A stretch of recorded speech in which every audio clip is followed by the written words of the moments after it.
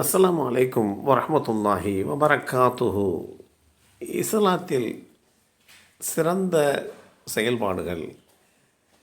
அல்லாஹுடைய தூதர் ஸல்லல்லாஹு அலைஹி வஸல்லம் அவர்களே, இஸ்லாத்தில் சிறந்தது எது என்று நபித்தோழர்கள் கேட்டதற்கு, எவருடைய நாவிலிருந்தும் கரத்திலிருந்தும் பிற முஸ்லிம்கள் பாதுகாப்பு பெற்றிருக்கிறாரோ அவரின் செயலே சிறந்தது என்று அல்லாஹுடைய தூதர் ஸல்லல்லாஹு அலைஹி வஸல்லம் அவர்கள் கூறிய இந்த செய்தி அபூ மூஸல் அஷ்அரி ரலியல்லாஹு அன்ஹு அவர்கள் மூலமாக அறிவிக்கப்பட்டு ஸஹீஹுல் புகாரியிலே 1 என்ற எண்ணிலே பதிவு செய்யப்பட்டிருக்கிறது.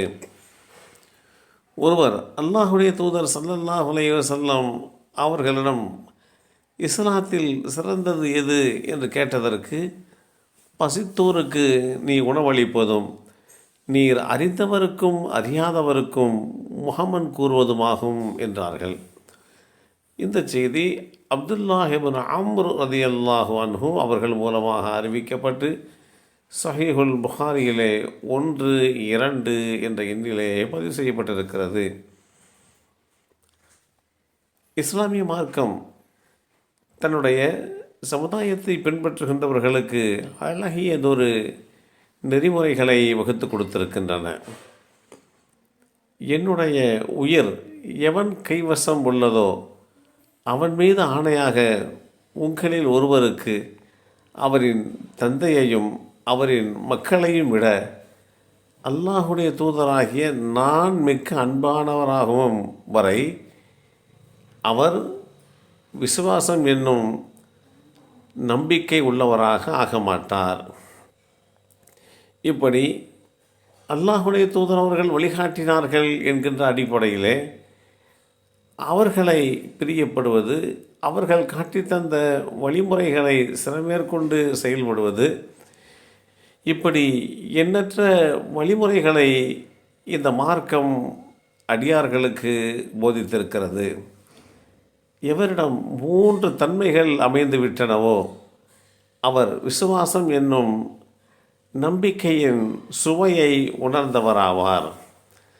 அவை அல்லாஹும் அவனுடைய தூதரும் ஒருவருக்கு மற்றதையும் விட அதிக நேசத்திற்கு உரியவராக ஆகுவது, ஒருவர் மற்றவரை அல்லாஹ்விற்காக வேண்டி நேசிப்பது, நெருப்பில் வீசப்படுவதை வெறுப்பது போல் நிராகரிப்புக்கு திரும்பிச் செல்வதை வெறுப்பது என்று அல்லாஹுடைய தூதர் ஸல்லல்லாஹு அலைஹி வஸல்லம் அவர்கள் போதித்த அந்த போதனைகளையும் நாம் பார்க்கிறோம்.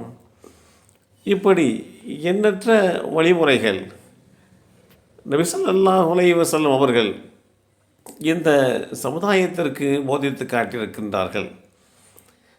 அன்றைய நாளிலே திருடுவது, மற்ற குற்றச் செயல்களில் ஈடுபதெல்லாம் சர்வசாதாரணமாக நடந்து வந்தது.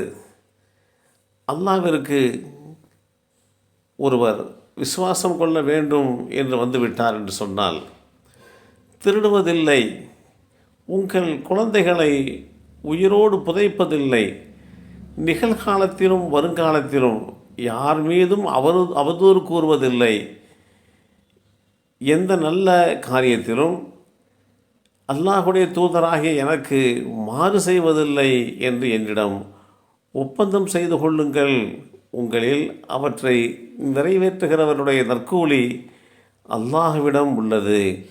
மேற்கூறப்பட்ட குற்றங்களில் எதையாவது ஒருவர் செய்து அதற்காக இவ்வுலகில் தண்டிக்கப்பட்டால் அது அவருக்கு பரிகாரமாம் என்றும் இஸ்லாம் தெளிவுபடுத்தி காட்டுகிறது.